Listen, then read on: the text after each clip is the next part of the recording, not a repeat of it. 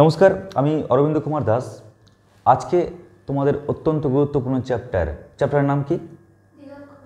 দ্বিঘাত সমীকরণ তত্ত্ব, মানে একচল বিশিষ্ট দ্বিঘাত সমীকরণ। হ্যাঁ, আজকে আমাদের আলোচনার বিষয় লিমিটেড থাকবে। কি কি থাকবে? প্রথমে থাকবে আমরা দ্বিঘাত সমীকরণটা দেখব অ্যাকচুয়ালি কিসের পার্ট।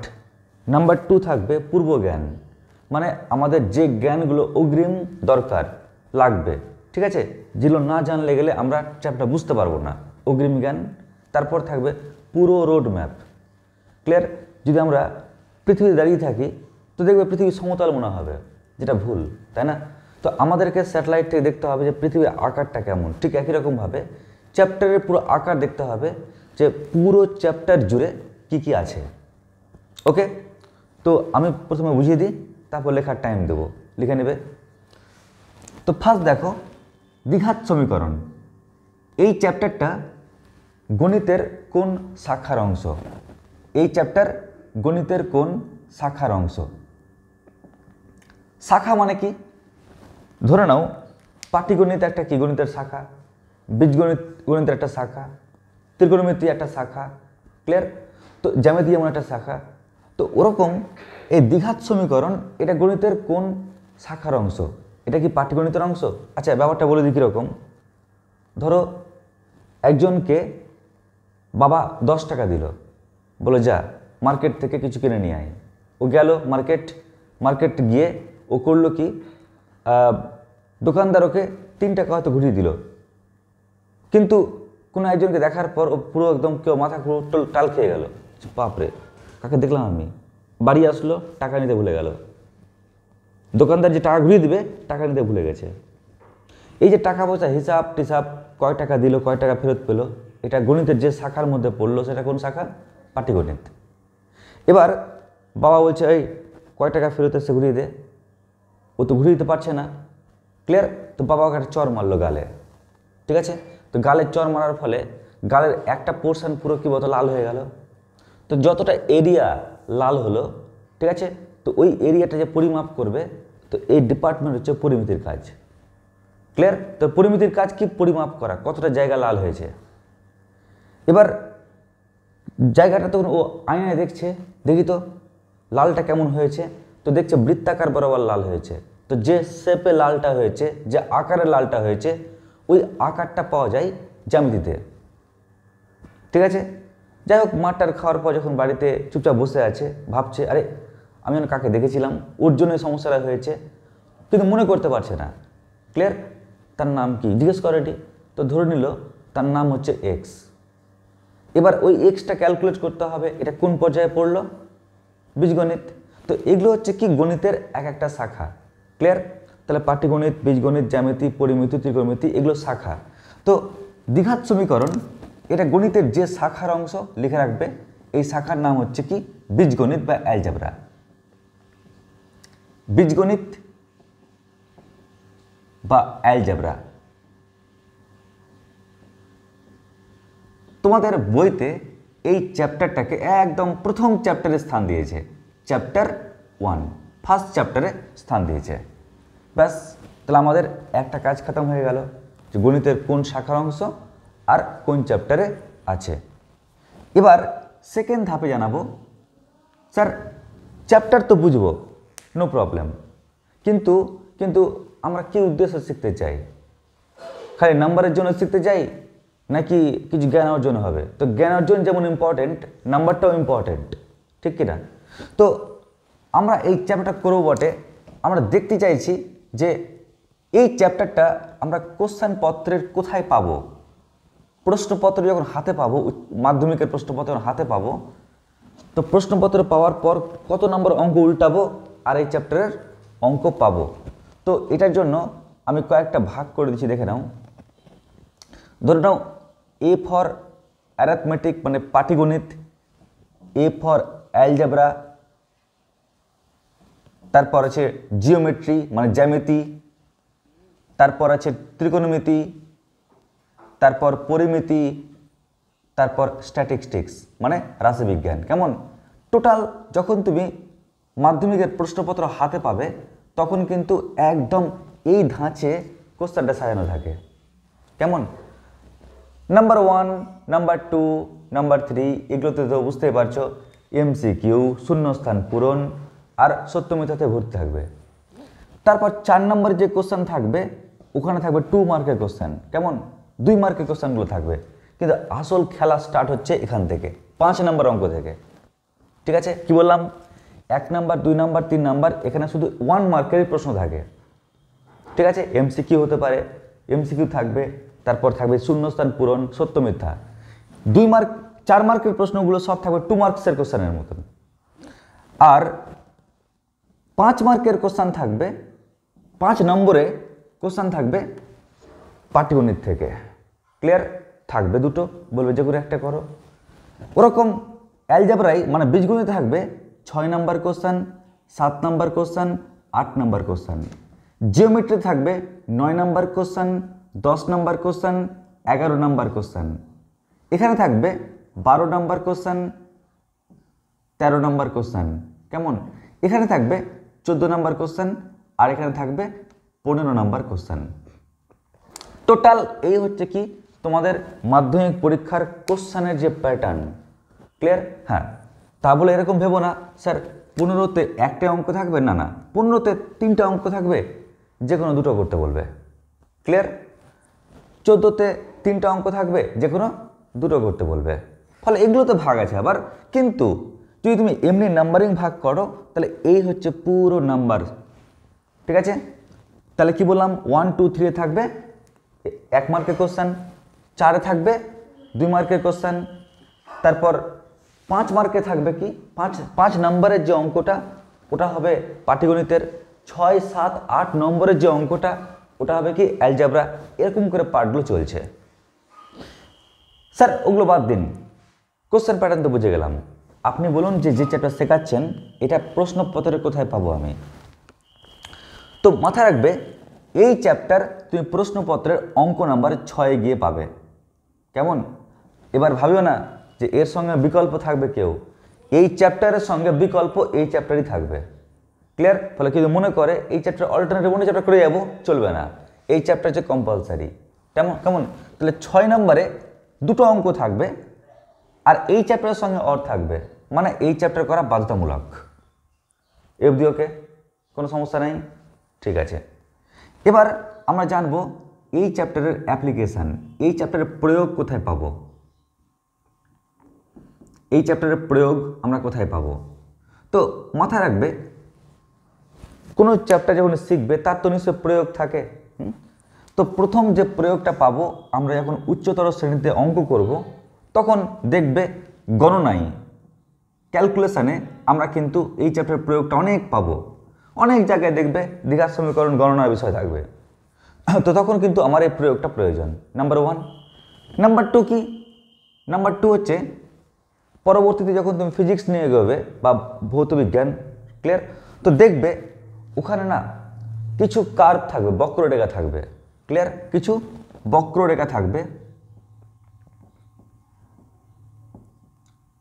ওই বক্ররেখাকে কিন্তু নির্দেশ করে এই দ্বিঘাত সমীকরণ। ক্লিয়ার, যেমন যেমন ধরো আমি বলি y সমান a x square plus B x plus C. কেমন, মাথায় রাখবে এটা কিন্তু নির্দেশ করে একটা অধিবৃত্ত। কি বললাম? অধিবৃত্ত। স্যার আমরা তো বৃত্ত জেনে আসছি, উপবৃত্ত জেনে আসছি, অধিবৃত্তটা আবার কি? মানছি স্যার, একটা বক্ররেখা বৃত্ত, বৃত্ত হয় এরকম স্যার, উপবৃত্ত হয় এরকম, তাই না? তাহলে আমরা অধিবৃত্তটা কেমন জানি? অধিবৃত্তটা কি? তো দেখো অধিবৃত্তটা কি, ধরো এটা হচ্ছে মাটি, তো তুমি করলে কি একটা বস্তুকে একদম উপরের দিকে ছুড়লে, যেমন ধরো এই পেনটাকেই ছুড়লাম উপরের দিকে। তুমি বলো এবার এই পেনটাকে মহাকাশে চলে যাবে না নিচে গিয়ে পড়বে? আবার নিচে গিয়ে পড়বে। এই পেনটা উঠলো আবার নিচে গিয়ে পড়বে। তো দেখো এই যে একটা কার্ভ তৈরি হলো না, একটা বক্ররেখা তৈরি হলো। এই বক্ররেখাটা হচ্ছে কি? একটা অধিবৃত্তের বক্ররেখা। ক্লিয়ার, ভাবিও না একটা বৃত্ত তৈরি করবে, কারণ ধরা হয় এটা অসীম থেকে আসে, আর যদি পড়তো নিচে আর মাটি না থাকতো এটা অসীমের দিকে চলে যেত। ক্লিয়ার, তো এই হচ্ছে কি যে বক্ররেখাটা, এই বক্ররেখাটাকে বলছি আমরা কি অধিবৃত্তের বক্ররেখা, পাশে লিখে রাখবো আমরা অধিবৃত্ত। ক্লিয়ার? যার সমীকরণটা এটা পাওয়া যায়, যেটা আমরা উচ্চতর শ্রেণী থেকে শিখবো, এখন নয়, জাস্ট বলে রাখলাম যে প্রয়োগটা কোথায় আছে। ঠিক আছে? আচ্ছা, নেক্সট এখান থেকে আরেকটা জিনিস বলবো। আর কি শিখবো আমরা এই চ্যাপ্টার থেকে? এই চ্যাপ্টার থেকে শিখবো নাম্বার 1 হচ্ছে পূর্বজ্ঞান। পূর্বজ্ঞান, ক্লিয়ার? আমরা পূর্বজ্ঞান সম্পর্কে আইডিয়া নেব। নাম্বার টু শিখবো হচ্ছে বেসিক কনসেপ্ট। বেসিক কনসেপ্ট মানে দ্বিঘাত সমীকরণটা অ্যাকচুয়ালি কি, বিষয়টা কি, সমীকরণটা কি আসলে। 3 নাম্বার আমরা শিখব রোড ম্যাপ। রোড ম্যাপ মানে এমন একটা ম্যাপ যেটা দিয়ে আমরা এই চ্যাপ্টারটাকে পুরো স্ক্যান করতে পারবো যে কি আছে। যতক্ষণ পর্যন্ত এখানে না ফিট হবে, জীবনে আমরা কিন্তু খাতায় ফিট করতে পারবো না। মনে হবে যে মনে হয় প্রচুর অঙ্ক আছে, শেষই হচ্ছে না। ওই কারণে আগে রোড ম্যাপটাকে ফিট করব। 4 নাম্বার হচ্ছে প্রবলেম সলিউশন। প্রবলেম সলিউশন মানে আমরা বই থেকে একদম পার্ট বাই পার্ট প্রত্যেকটা অঙ্ক ধরে ধরে করব, প্রবলেম সলিউশন। আর 5 নাম্বার হচ্ছে এক্সট্রা অর্ডিনারি ক্লাস।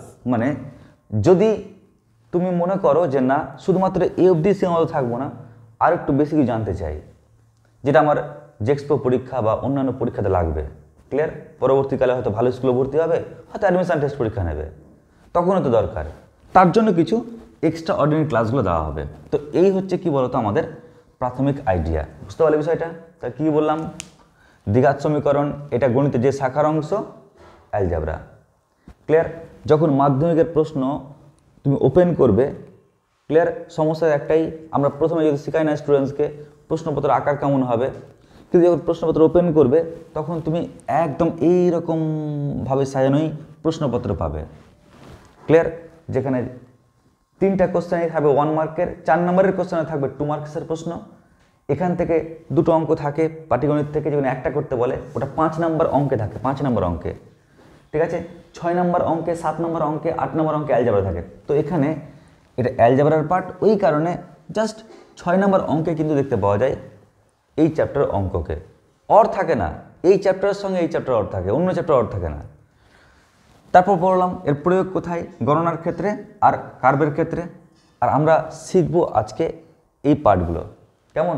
তো আজকের আলোচনার পার্ট হবে আমাদের পূর্বজ্ঞান, বেসিক ইনফরমেশন আর রোড ম্যাপ অবধি। ঠিক আছে? ব্যাস এই হলো আমাদের ফার্স্ট স্টেপ। চটপট লিখে না হবে। এবারে নেক্সট দেখো পূর্বজ্ঞান, যে আমাদের এই চ্যাপ্টার করতে গেলে কি কি আমাদের জিনিস সম্পর্কে জানতে হবে। তো প্রথমে জানতে হবে 3টা সংখ্যা সম্পর্কে। একটা হচ্ছে 0কে 1 দিয়ে ভাগ করলে কি হয়, নাম্বার 2 1কে 0 দিয়ে ভাগ করলে কি হয়, আর একটা 0কে 0 দিয়ে ভাগ করলে কি হয়। ঠিক আছে? এটা খুবই জরুরি। অঙ্ক করতে গিয়ে দেখবে অনেক জায়গায় শর্ত থাকবে, কন্ডিশন থাকবে, সেখানে আমরা কিন্তু কন্ডিশনগুলোকে অ্যাভয়েড করে চলে যাই আর মাধ্যমিকে নাম্বার কাটা যায়। তো মাথায় রাখবে 0কে 1 দিয়ে ভাগ করলে হয় 0। ঠিক আছে? যদি আমি 1কে 0 দিয়ে ভাগ করি, এটাকে বলা হয় অসঙ্গত। আর 0কে 0 দিয়ে ভাগ করলে হয় অনির্ণেয়। তাহলে এই দুটোর মধ্যে একটু পার্থক্য বলে দিই। অসঙ্গত মানে এখনো সঙ্গত নয়, এখনো জানা নেই, এর মানে এটা নয় যে কোনোদিন জানতে পারবো না, একদিন না একদিন জানতে পারবো। আর অনির্ণেয় মানে জীবনেও নির্ণয় করা যাবে না। ঠিক আছে? একটা বাস্তব উদাহরণ বলি। ধরো তোমার দুটো ফ্রেন্ড, ধরো তুমি আর একজন বন্ধু আছে, কেমন? এবার যদি বন্ধুর সঙ্গে গল্প করো এখন, তাহলে কিছু গল্প এখন করতে পারবে না। যেমন ধরো যদি বন্ধুকে বলো, কিরে বন্ধু কী খবর, বল তোর কয় ছেলে মেয়ে আছে, ও বলতে পারবে? ও বলো আমার তো বিয়ে হয়নি, ক্লাস 10-এ পড়ি। তার মানে কি এখন সেটা অসঙ্গত। কিন্তু 50 বছর পর ধরো তুমি একটা বড় ডক্টর হয়ে গেছো, তোমার বন্ধু হয়তো বড় ইঞ্জিনিয়ার হয়ে গেছে, এবার হয়তো কোনো কারণে দেখা হয়েছে, তখন যে জিজ্ঞেস করো কিরে কেমন চলছে তোর সংসার জীবনযাপন, তোর ছেলেপেলে কটা, তখন কিন্তু বলতে পারবে। তো যেটা এখন অসঙ্গত ফিউচারে সঙ্গত। ওই জন্য অসঙ্গত মানে কি এখন জানা নেই, তার মানে হয়তো ফিউচারে জানতে পারি, কিন্তু অনির্ণেয় মানে জিন্দেগিতে নির্ণয় করা যাবে না। তো এই হচ্ছে তার পরিচয়, 0/1, 1/0 আর 0/0। নেক্সট হচ্ছে আমাদের জানতে হবে চলরাশি সম্পর্কে কনসেপ্ট। চলরাশি, ঠিক আছে, কীরকম দেখে নাও। ধরো আমি লিখছি y সমান 2x, কেমন, y সমান 2x। এখানে দেখো এক্সটাও একটা চলরাশি আর ওয়াইটাও একটা চলরাশি, তাই না? এক্সও একটা চলরাশি, তাহলে কী লিখ বললাম, y সমান 2x। এখানে এক্সটাও একটা চলরাশি আর ওয়াইটা একটা চলরাশি। এখন প্রশ্ন, স্যার এক্সটা কোন চলরাশি আর ওয়াইটাই বা কোন চলরাশি? মানছি দুটোই চলরাশি, কিন্তু কোনটা কোন চলরাশি? কারণ সামনে দিয়ে লোক গেলে ওই বলে ডাকি, সবাই তাকাবে তোমার দিকে, তাই না? কিন্তু নির্দিষ্ট নাম ধরে ডাকলে একজনই তাকাবে। তাহলে এখানে কোনটা চলরাশি? তো এটা বোঝার জন্য এক কাজ করবে, ভাববে এটা হচ্ছে বাবা আর এটা হচ্ছে তুমি। কি বললাম? এটা বাবা, এটা সন্তান। যদি বাবা টাকা না পাঠায় তাহলে ছেলে বা মেয়ে পড়তে পারবে না। মানে যদি এক্সের মান না পুট করো তাহলে ওয়াইয়ের মানটা পাবে না। যদি এক্সের মান পুট করো, এক্সের মান বসাও, তবে না ওয়াইয়ের মানটা পাবে। এক্সের মান 3 বসাও, 3 2 6, ওয়াইয়ের মানটা 6 পেলাম। তো এখানে এক্সটা হচ্ছে কি বাবা,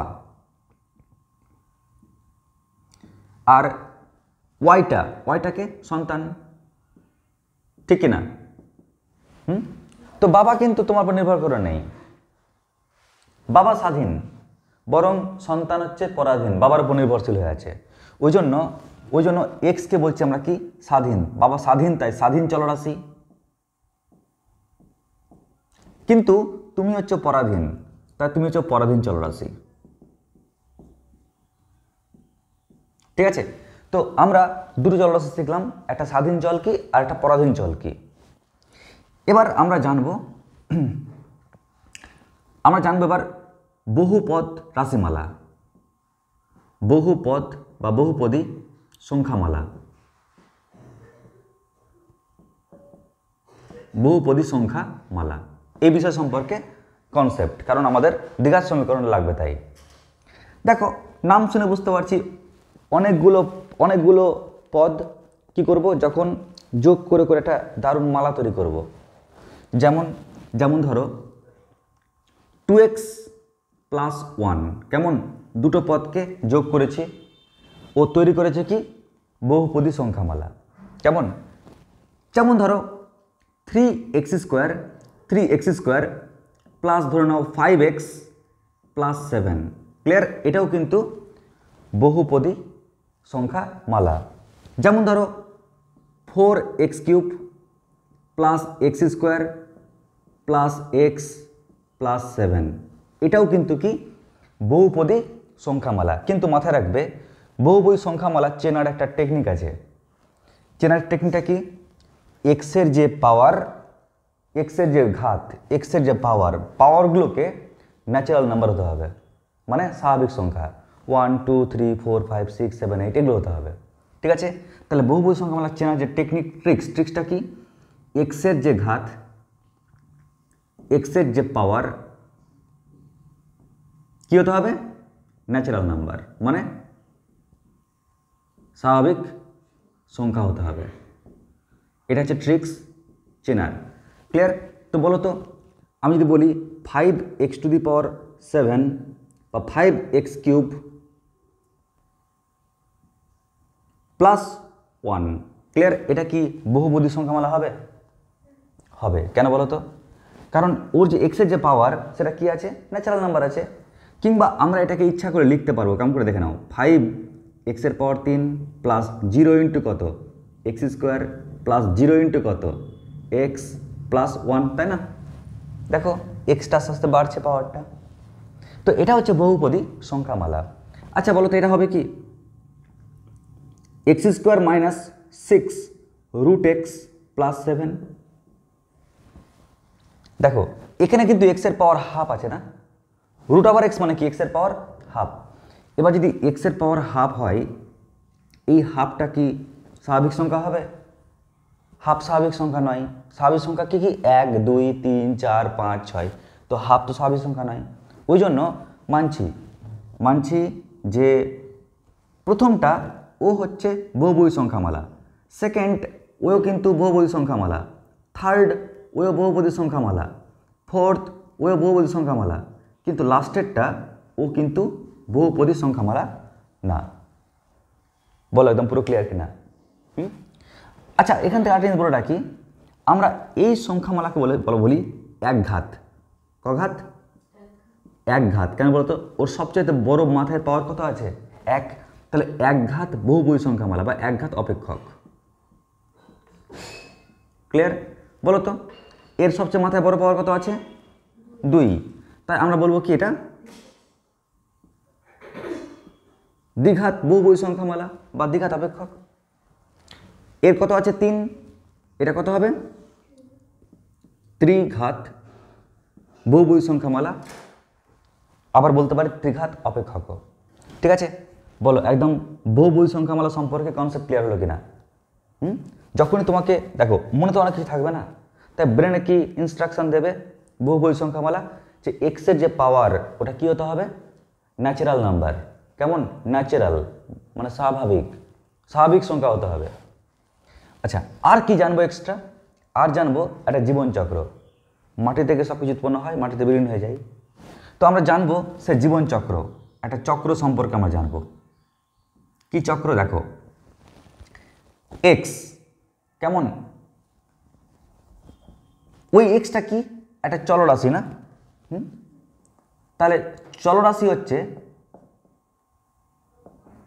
এক্স, এক্সটা হচ্ছে চলরাশি। আমি কয়েকটা ধ্রুবক নিচ্ছি, ধ্রুবক কি কি? A B C. কেমন? ক্লিয়ার? এটা হচ্ছে ধ্রুবক। তাহলে এক্সটা চলরাশি আর এ বি সি হচ্ছে কি? ধ্রুবক। এবার আমরা করছি কি বলতো, এই চলরাশির সঙ্গে ধ্রুবকের বিয়ে দিচ্ছি। কেমন? চলরাশির সঙ্গে ধ্রুবকের বিয়ে দাও। তাহলে বিয়ে দিলে কি পাচ্ছি? দেখো বিয়ে দিলে পাচ্ছি a x square plus B x plus C. কেমন? তুমি যে কোনোভাবে বিয়ে দিতে পারতে ধ্রুবকগুলোর সঙ্গে চলরাশির। তো আমি বিয়েটা এভাবে দিলাম। তো মনে রাখবে যেটা পেলাম আমরা তাকে বলি কেন? অপেক্ষক। কি নাম তাকে দিই? অপেক্ষক। ক্লিয়ার? বুঝতে পারছি বিষয়টা? প্রথমে চলরাশি ছিল, এটা অন্য বাড়ির মেম্বার, এবিসি অন্য বাড়ির মেম্বার। কি করলে? ওদের মধ্যে বিয়ে দিলে, বিয়ে দিয়ে যে সংখ্যাটা পেলে তাকে বলছে অপেক্ষক। এবার বাই চান্স যদি তোমরা এই যে অপেক্ষক দেখতে পাচ্ছ a x square plus B x plus c, এই অপেক্ষক যদি তুমি 0 করে দাও না, তাহলে আমরা তাকে বলি সমীকরণ। তাকে বলি কি? সমীকরণ। ক্লিয়ার? এই অপেক্ষকটাকে তুমি 0 করে দাও, ইকুয়াল টু 0 করে দাও, পেয়ে গেলে কি? ইকুয়েশন। দেখবে 9-এ যতগুলো সমীকরণ পড়তে মনে আছে এরকম সমীকরণ 2x প্লাস 3y সমান 5, 5টাকে এপারে নিয়ে আসো, তাহলে -5 সমান 0, তাই না? তো এটা হচ্ছে একটা অপেক্ষক। যখন ওকে আমি ইকুয়াল টু 0 করে দিলাম তখন ওর নাম বলছে কি? সমীকরণ। এরকম সমীকরণ দুটো দিলে তুমি সমাধান করতে পারতে ক্লাস 9-এ, অপনয়ন বলো বা বজ্রগণ বলো। নেক্সট হচ্ছে কি? যখন তুমি এখান থেকে এক্স এর মান বের করবে, ক্লিয়ার? আমরা সেটাকে বলছি কি? সলিউশন। কি নাম বলছি? সলিউশন। যখন এখান থেকে এক্স এর মানটা বের করবে, তো একটু বলে রাখি তোমাকে আপাতত জানার জন্য, এক্স এর মান বের করার জন্য আমাদের একজন বলতে পারো ভারতীয় সায়েন্টিস্ট, ওর নাম হচ্ছে শ্রীধর। ভারতীয় বড় কথা বলবো, আমাদের এই বাংলার সায়েন্টিস্ট নাম হচ্ছে কি? শ্রীধর আচার্য। একটা দুর্ধর্ষম সূত্র দিয়ে গেছে। সূত্র হচ্ছে কি? -b plus minus √b square -4 × a × c by 2a। বলছে এ বি সি এর মানগুলো খালি এখানে বসাও, বসালে ওর পুরো অ্যান্সার এক্স এর মান কী হবে বলে দেবে। ঠিক আছে? তো এই হচ্ছে কি বলতো, দেখো এক্সে জন্ম এক্সে মৃত্যু। ক্লিয়ার? তো এটা খুব গুরুত্বপূর্ণ একটা ছক। স্টুডেন্টস এখানে কিন্তু গুলিয়ে যায়, স্যার সমীকরণ কি? অপেক্ষক কি? স্যার সমাধানটা কি? চলরাশি হচ্ছে এক্স, ধ্রুবক হচ্ছে এবিসি, অপেক্ষক হচ্ছে ওদের বিয়ে, ওদেরকে ইকুয়াল টু 0 করে দেবো, পাবো সমীকরণ, ওকে সলভ করলে পাবো সমাধান। ঠিক আছে? ব্যাস। তো এই হচ্ছে আমাদের পূর্ব জ্ঞান। তো লিখে নাও চটপট এটা। এবারে দেখো এক চল বিশিষ্ট দ্বিঘাত সমীকরণ। ক্লিয়ার? মানে আমরা জানবো এবার যে এক চল বিশিষ্ট দ্বিঘাত সমীকরণের অ্যাকচুয়াল কনসেপ্ট কি। ক্লিয়ার? মানে এবার চ্যাপ্টারের কনসেপ্টে আসছি, পূর্ব জ্ঞান গেল, তাই না? তো দেখো আমি প্রথমে একটাই মাত্র চলরাশি নিচ্ছি। ক্লিয়ার? তো চলরাশি হচ্ছে ধরে নাও এক্স। কেমন? একটাই মাত্র চলরাশি। ক্লিয়ার? এক্স। আমি ইচ্ছা করলে এরকম করতে পারি, ধরো এক্স স্কোয়ার বা এক্স এটা বলতে পারি, কিন্তু চলরাশি একটাই, তাই না? এক্স ছাড়া অন্য কাউকে দেখতে পাচ্ছি না। এবার আমরা করছি কি, এই চলরাশির সঙ্গে বিয়ে দিচ্ছি। কার? ধরো নাও তিনটা সংখ্যা, এ একটা সংখ্যা, বি একটা সংখ্যা, সি একটা সংখ্যা। তার মানে এ, বি আর সি এর বিয়ে দিচ্ছি। কেমন? তো মাথায় রাখবে আমরা এখানে বলতে পারছি কি এ বি সি হচ্ছে কি সংখ্যা, তাই না? কনস্ট্যান্ট। আর এক্সটা কি? এক্সের পরিচয় কি? চলরাশি। যদি আমরা এদেরকে যোগ করি তাহলে আমরা যেটা পেলাম যোগ করার পর বলতে পারবে আমরা এটা কি বলতে পারি? যোগ করে যেটা পেলাম এটাকে একটা পরিভাষায় বলা হয় বহুপদী সংখ্যামালা, তাই না? বহুপদী সংখ্যামালা, বা আরেকটা ভাষায় ওকে বলতে পারি আমরা অপেক্ষক। ক্লিয়ার? আরেকটা ভাষায় বলতে পারি ওকে অপেক্ষক বা বহুপদী সংখ্যামালা। এখানে কিন্তু কয়েকটা পরিচয় আছে। কি পরিচয়? এই দেখতে পাচ্ছ স্কোয়ার, এই যে পাওয়ার, এই পাওয়ারগুলোকে বলা হয় ঘাত। কি বলা হয় পাওয়ারগুলোকে? ঘাত। কেমন? এটা হচ্ছে কি এক্সের একটা ঘাত। ঘাতের আরেকটা নাম পাওয়ার। বলতে পারবে এখানে এক্সের ঘাত কত? 1। ক্লিয়ার? আর এর পরিচয় কি? এর পরিচয় হচ্ছে ও হচ্ছে সহগ। কেমন? যদি বলা হয় এক্স স্কোয়ারের সহগকে এ, বলা হয় এক্সের সহগকে বি, তাই না? দেখো এক্সের সঙ্গে কে আছে? সহগ মানে হচ্ছে বন্ধু। ক্লিয়ার? এক্সের বন্ধুকে বি। এই অবধি কোনো সমস্যা নেই। তাহলে পরিচয় কি জানতে পারলাম? এক্সটা হচ্ছে চলরাশি, এ বি সি হচ্ছে ধ্রুবক। এবার এদেরকে নিয়ে একটা আমি বহুপদী সংখ্যামালা বানালাম, যাকে বলছি কি অপেক্ষক। আর স্কোয়ার বা পাওয়ার 1কে বলছি এক্সের ঘাত, আর এ আর বিকে আর একটা নামে রাখছি এক্স স্কোয়ারের সহগ, এক্সের সহগ। যদি বাই চান্স তুমি এটাকে 0 করে দাও, কেমন? যদি বাই চান্স আমরা এটাকে 0 করে দিই, বলো তখন এর পরিচয় কি হয়ে গেল? গুড। তখন এর পরিচয় হয়ে গেল ও হচ্ছে সমীকরণ, ও ইকুয়েশন। ঠিক আছে? ও ইকুয়েশন। কিন্তু আরেকটা জিনিস বলো তো, মানছি ও হয়ে যাচ্ছে সমীকরণ, কিন্তু এখানে এক্স স্কোয়ারের এক্সের সবচেয়ে বড় পাওয়ার কত? 2। ওই কারণে আমরা একে বলছি দ্বিঘাত সমীকরণ। দ্বিঘাত সমীকরণ। এবার আমরা কি মনে রাখবো একটা দ্বিঘাত সমীকরণের ক্ষেত্রে? যখন তোমাকে ইন্টারভিউতে প্রশ্ন করবে তখন অনেকে বলে দেয় কি, তারা বললো তোমাকে একটা দ্বিঘাত সমীকরণ, আদর্শ দ্বিঘাত সমীকরণ রূপ বলো। স্টুডেন্টস পাটাপাট বলে দেয় a x square plus B x plus C equal to 0। বলে এটা অর্ধ সত্য অর্ধ মিথ্যা। তো তুই পারফেক্টভাবে কি বলবে? ক্লিয়ার? তো দেখে নাও, যখনই কেউ তোমাকে জিজ্ঞেস করবে একটা দ্বিঘাত সমীকরণের আদর্শ রূপ কি, আদর্শ রূপ কি হবে, তুমি কি বলবে? A x square plus B x plus কি সি সমান 0। এটা হচ্ছে দ্বিঘাত সমীকরণের একটা আদর্শ রূপ। কিন্তু এ অবধি বললে ফুল মার্ক পাবে না। তোমাকে পাশে বলতে হবে যেখানে এ এর পরিচয় কি? Not equal to 0। কেন বলো তো? যদি বাই চান্স এর মানটা 0 হয়ে যায় তাহলে আর দ্বিঘাত কি থাকবে?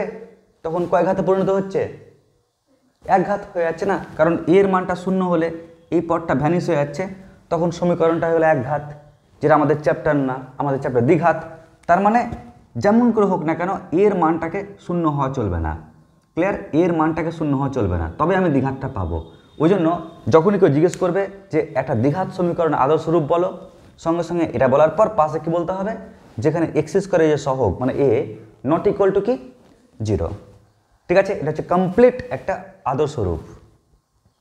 বলো এ অব্দি ওকে কিনা, কোনো সমস্যা নাই? গুড। এইবার এখান থেকে কয়েকটা বেসিক জিনিস তোমাকে জানাবো, যেটা জানাটা প্রয়োজন। কয়েকটা মনে কোশ্চেন আসতে পারে, স্যার এখানে আপনি বললেন এর মানটা শূন্য হওয়া চলবে না, স্যার বি এর মান আর সি এর মান কি শূন্য হলে কোনো সমস্যা আছে?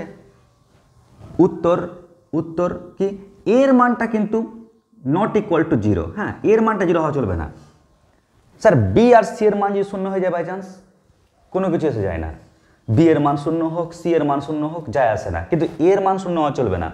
বি এর মান শূন্য হয়ে যাক, নো প্রবলেম, তাও তো দ্বিঘাত সমীকরণই থাকছে, কারণ এক্স স্কোয়ার তো আর বাদ যাচ্ছে না এর মানটা শূন্য না হওয়ার জন্য, তাই না?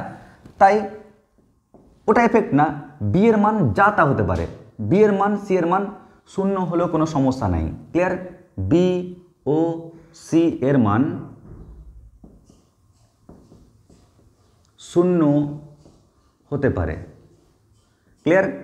তাহলে একটা প্রশ্ন উত্তর হলো। স্টুডেন্টের মনে কোশ্চেন জাগতেই পারতো, স্যার এর মান তো শূন্য হয় না, আপনি মানলাম, কিন্তু বিসি এর ব্যাপারটা বললেন না যে, তো বিসি এর মান শূন্য হলেও কোনো সমস্যা নাই। শূন্য হলে কি হবে?